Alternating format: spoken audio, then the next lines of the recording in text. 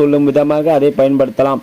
கம்ப்யூட்டரில் ஒரு கோளாறு, அதனால் உங்கள் அலுவலக பணி தாமதமாக இருக்கலாம். உங்கள் நண்பர் உதவியால் அது சீராகி இருக்கலாம். வீட்டுக்கு வந்ததும் ஃபோனை எடுங்க, அந்த நண்பர்களிடம் பேசுங்க. நல்லா உதவி செஞ்ச கோபால், ஆஃபீஸில் சொல்ல மறந்துட்டேன், தேங்க்ஸ்பா என ஒரு வார்த்தையை சொல்லி பாருங்கள். அந்த நண்பரோடு உறவு வலுப்பெறும், உங்களுக்கு ஒரு மன நிறைவும் கிடைக்கும். ஏப்பா, பாவக்காய் குழம்புல இன்னைக்கு பயங்கரமாக இருந்துச்சு, பரவாயில்லையே, முன்னாடியெல்லாம் கசப்பாக இருக்கும், இன்னைக்கு இனிப்பாக இருக்கிற மாதிரி இருந்துச்சு, சூப்பர் என்று மனைவியிடம் ஒரு வார்த்தையை சொல்லி பாருங்கள். குடும்ப உறவு இனிக்கும்.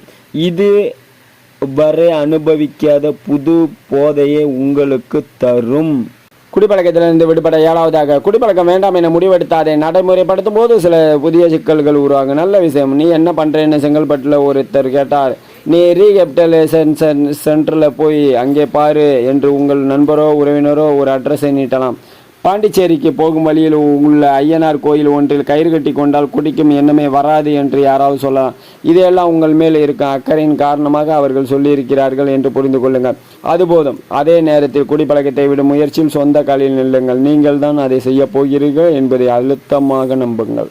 குடிப்பழக்கத்திலிருந்து விடுபட 8வதாக, குடிப்பதை நிறுத்திய சில நாட்களிலே எதையோ பறிகொடுத்தது போல உணர ஆரம்பிப்பீர்கள்.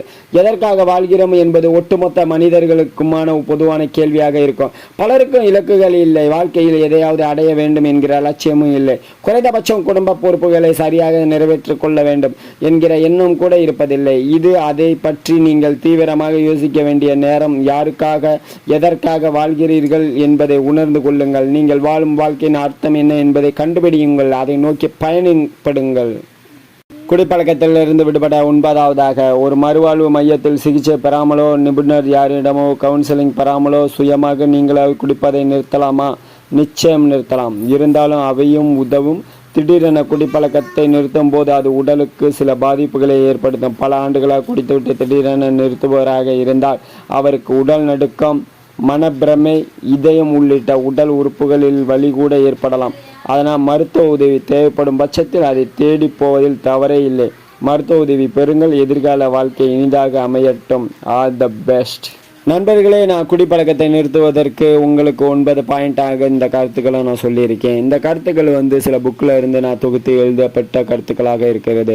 அதனால நீங்கள் இந்த கருத்துக்களை முக்கியமாக கேட்டு தெரிஞ்சு கொண்டீர்கள்னு நான் நினைக்கிறேன். என்னுடைய சேனல் உங்களுக்கு பிடிச்சிருக்குன்னு நான் நம்புகிறேன். என்னுடைய கருத்துக்களும் உங்களுக்கு பிடிச்சிருக்குன்னு நான் நம்புகிறேன். அதனால நான் சப்ஸ்கிரைபர் நான் கேட்கணும்னு அவசியம் இல்லை. நீங்கள் கண்டிப்பாக சப்ஸ்கிரைப் பண்ணுவீங்க. நான் ஏற்கனவே சொன்ன மாதிரி தான், என்னுடைய சேனல் பிடிச்சிருந்தா என்னை லைக் பண்ணுங்கள், ஷேர் பண்ணுங்கள், கமெண்ட் பண்ணுங்கள்.